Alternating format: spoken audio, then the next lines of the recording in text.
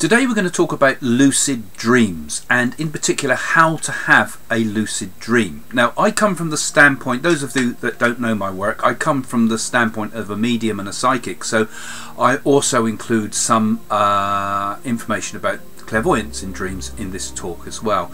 And you can read a lot more about this in my books about dreams. I've written something like 7 or so dream books over the years. They're written in Russian, they've got them in Hebrew, they're in Spanish, they're in Portuguese, they're in German. You can find them all in all sorts of countries. The number were bestsellers. So I know what I'm talking about with dreams, but I'm also interested in the psychic world as well. Now, a lucid dream, what it means is, now, lucidity, awakeness, awareness. So in a dream, basically what happens with a lucid dream, we become aware that we're having a dream as the dream is taking place. In other words, we become lucid. We wake up in the dream. So, picture it. You're having a dream, and then suddenly you realise you are dreaming. Now, what would you do with that situation if it occurred to you? You could change the course of the dream, perhaps. Now, in a dream, you can't die. If you die in a dream, you just simply wake up. So, why don't you experiment in the dream? You know, you could experiment and find out what it is happening in the dream and why this particular dream, for example, might be frightening. You know, get to the bottom of it. Question people in dreams. You can do things such as, you know, why am I having this bad dream? Who are you in this dream? Some shadowy figure, and make them reveal themselves. So it's like you've more or less taken control of the dream. And it's not like a fantasy because the dream is still happening, you know, but you are in like a super vivid fantasy situation in which you can take control of your unconscious and subconscious minds, all that part of yourself that you're just not aware of normally. So it has a lot of very powerful techniques for self-therapy. It can help you get to the root of what worries you and how you really feel about a situation, because that's what dreams are doing. They're examining, on one level anyway, they're examining our innermost self, our innermost feelings. It's helping you to cope with your feelings from the day. It's helping you to deal with situations. It's helping you run through ideas in advance, so when you tackle them in real life, you're able to deal with them more easily. You know, it's like a pre-run of things, you know. So it's like a form of practice. So you could even say practice. Yeah, you could even practice tennis in a dream if you wanted to learn to play tennis and so forth. So it has a lot of potential for understanding ourselves, it has a lot of potential for learning and so forth. But also dreams are very useful for the creative sense. So if you were working in a creative industry of some sort, in a lucid dream you could have the sort of control that would, like, you supposing you wanted to create a beautiful painting, you know, you could start painting in the dream, except you'd have super skills. In fact, you'd have the skills of superheroes or whoever you want. So it gives us an opportunity in lucid dreams to experiment with amazing things, to find talents we didn't know we had, and that when we come into the real world we have a certain confidence. We've already been through this, or we've been through in a very extreme form of it in some ways. So it gives us a sort of resilience to the world. So it can be a very useful thing, useful dreaming, both creatively and developing ourselves and problem solving and so forth. It's really turning ordinary dreams into sort of super dreams, and has this particular aspect to it that we can control it. Now, lucid dreaming also has some interest to those people like myself that are into psychic things, because it's usually from a lucid dream that we trigger what we call an astral travel dream. That is to travel in other dimensions, I suppose you could call it, other aspects of existence, to see things taking place in other parts of the world, things like remote viewing, to connect with another person in a dream, to share a dream, shared dreams. These are fascinating things too. Or even to use things like what we call dream incubation, in which we can make ourselves stronger people within a dream. We can tell ourselves that in real life I'm going to become a more confident person, for example. So you become confident in the dream and confident in real life, you know. So there's lots of things we can do with a lucid dream.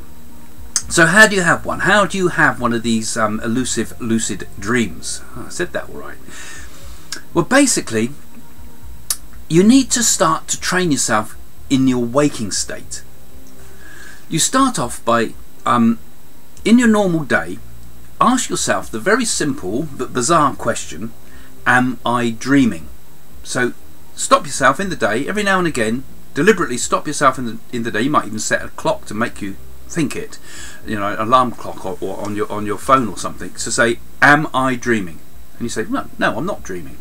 But you see, by asking yourself, am I dreaming, it's setting up this habit, this process in the mind. So the mind at night will wake up, if it's in a dream, and say, am I dreaming? Right? So, but we can make it even more powerful than that, because bring in some more senses. So we say, am I dreaming? And then touch your hand like that, and look at your hand and touch it, right?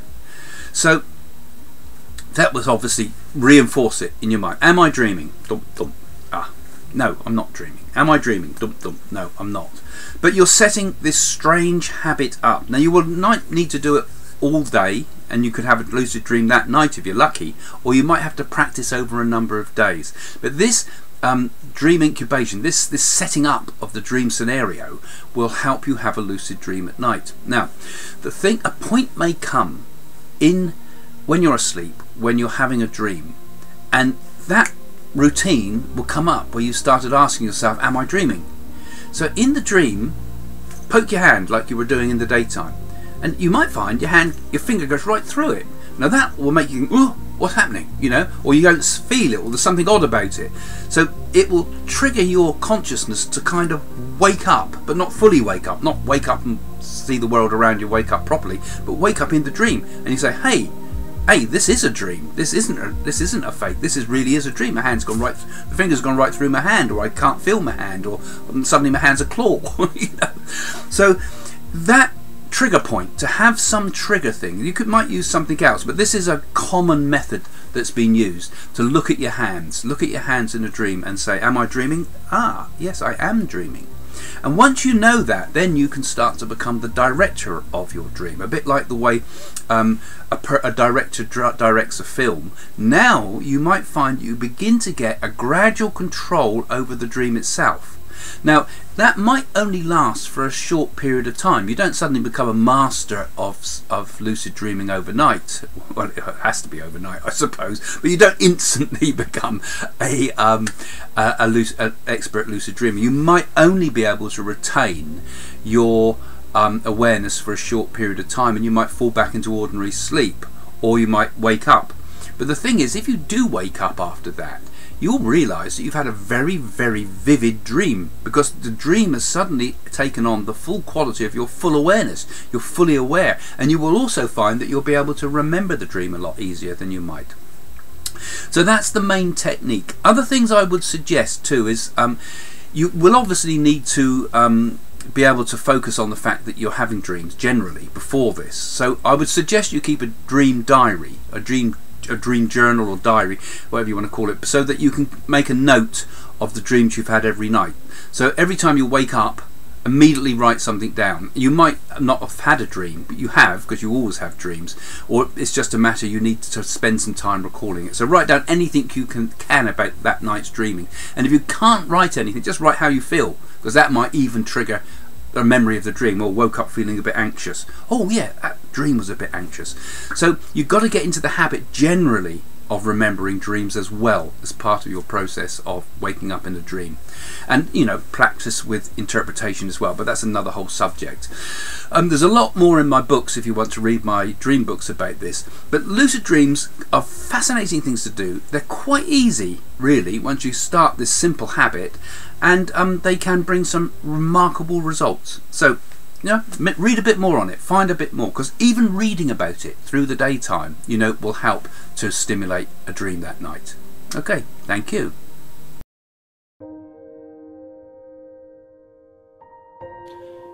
My name's Craig Hamilton-Parker, and together with my wife Jane, we have spent our lives working as psychic mediums.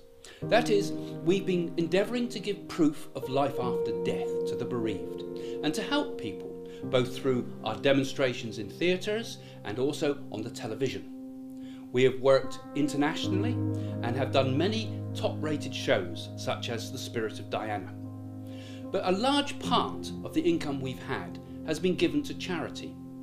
But now we feel, unlike other mediums who have gone out and made themselves millionaires through this work, we have decided we want to give all our public work to charity.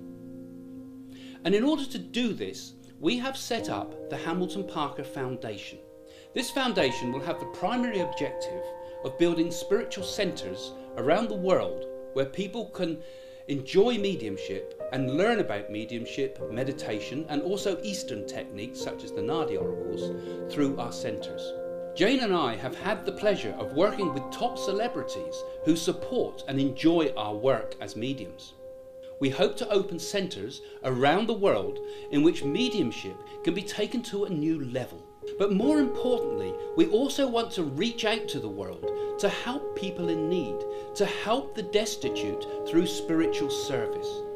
Jane and I have already supported people in India, giving cows, giving food and helping educational establishments in the most needy places in India.